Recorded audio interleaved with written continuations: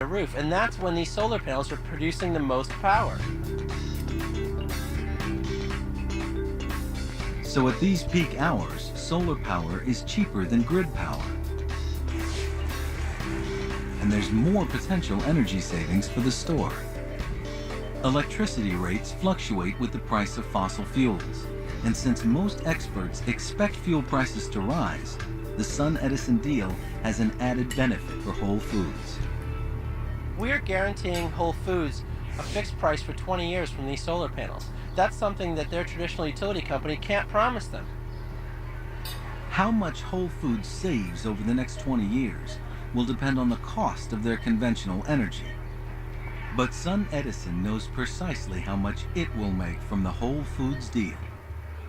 I know exactly how much sun is going to hit these panels every year. I know exactly how long these panels are going to last, which is about 40 years.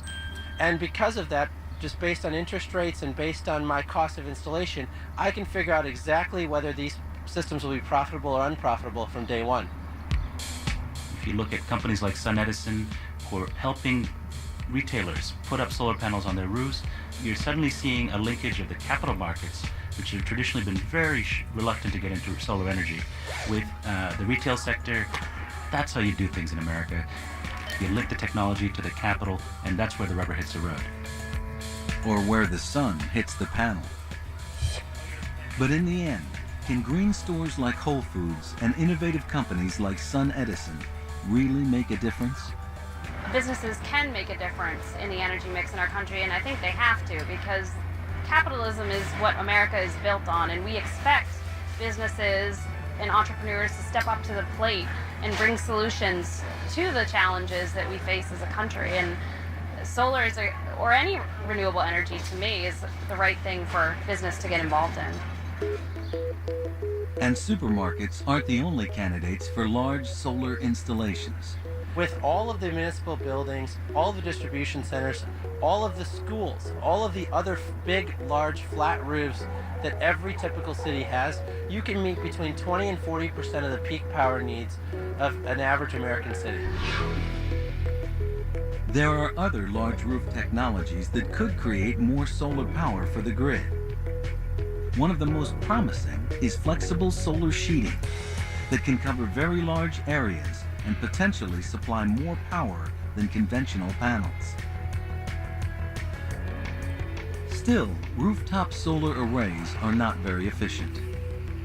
Even now, the very best panels and coverings convert only 15 to 20% of the sun's rays into electricity, about half the conversion efficiency of a coal plant. We'd like to be able to improve upon that. So we've been researching how to use more sophisticated materials to put together a high-efficiency cell. Do you have any idea how many of those cells they measured? Back at the National Renewable Energy Lab, Sarah Kurtz leads a team that is developing something called a multi-junction solar cell. It looks like a miniature version of a normal solar cell, but even at this tiny size, it's much more powerful because it contains several micro-thin layers of light-absorbing materials. The light from the sun is revealed as a band of colors, each color a different wavelength of energy.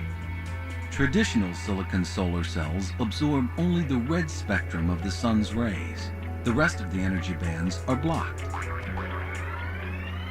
You could do better if you could use 2 different types of materials, or even 3 different types of materials, to tune them to the color of the light that's coming down.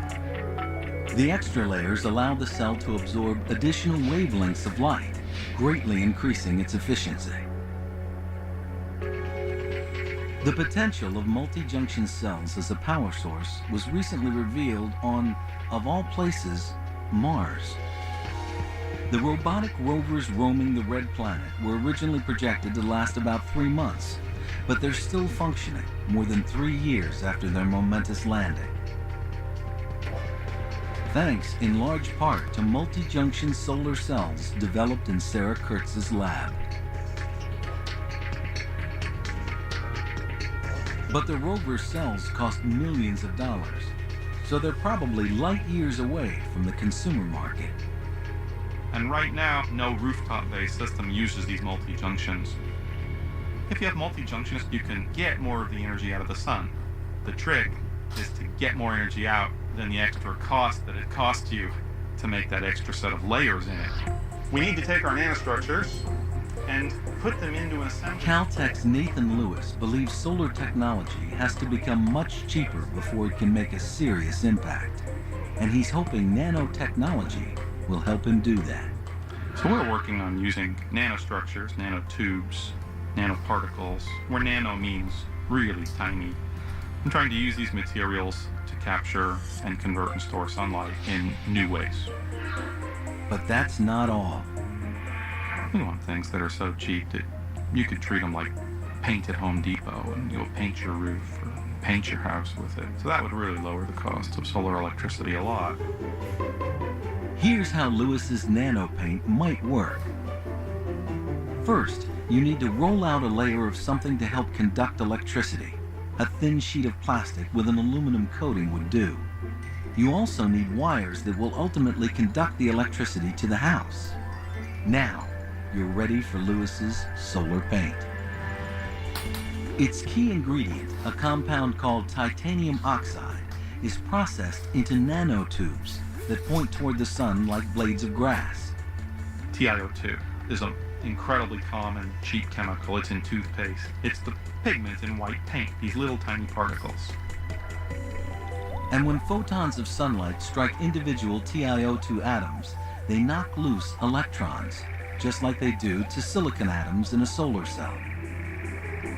And if you put a positively charged clear coating over the paint, the negatively charged freed electrons start moving to the wires and down to the inverter boxes so the kids can watch TV. So far, Lewis has only tested small amounts of what he calls dye-based cells in the lab, but the results are promising. The dye-based solar cells, right now in some small test samples, are 10% efficient. Silicon cells, the best ones, are 20% efficient. So we have a ways to go, but are within shooting distance. He still needs to get his magic goo cheaper, and he needs to see how it will hold up under real weather conditions. But even at 10% efficiency, solar paint could produce a whole lot of electricity at bargain basement prices.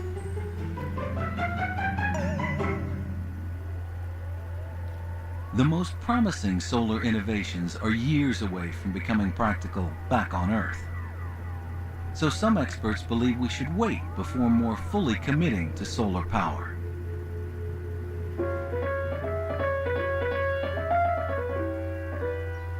But high in the Colorado Rockies lives a prominent energy expert who believes the solar technology we have now is good enough to be put to far greater use. Meet Amory Lovins. Beneath his mild demeanor lurks an acid-tongued critic of U.S. energy policy. We do have a national energy policy. It's basically to keep wasting lots of energy, import it at whatever price and by whatever means are necessary, keep stealing from our kids, and keep screwing up the climate. You may think this is a senseless, immoral, and wasteful energy policy, and you'd be right. A physicist by training, Lovins is appalled by the low priority given to developing new sources of energy. The amount of research money going into energy, public and private, has shrunk several-fold at the time when we need it the most, and it's shrinking even further. This is just crazy. He is universally recognized as one of our most creative thinkers about energy use and misuse. It's cheaper to save fuel than to buy fuel. It's profitable. That's why smart companies do it like mad to improve their bottom line. His ideas help businesses make money by operating more efficiently. And he's not shy about his ultimate goal. My biggest project is helping the United States get completely off oil by the 2040s. One reason Lovins is so confident about changing our energy future is that he's done it here in his own house. There are actually two different solar electric systems and a bunch of Chinese nickel iron batteries to store electricity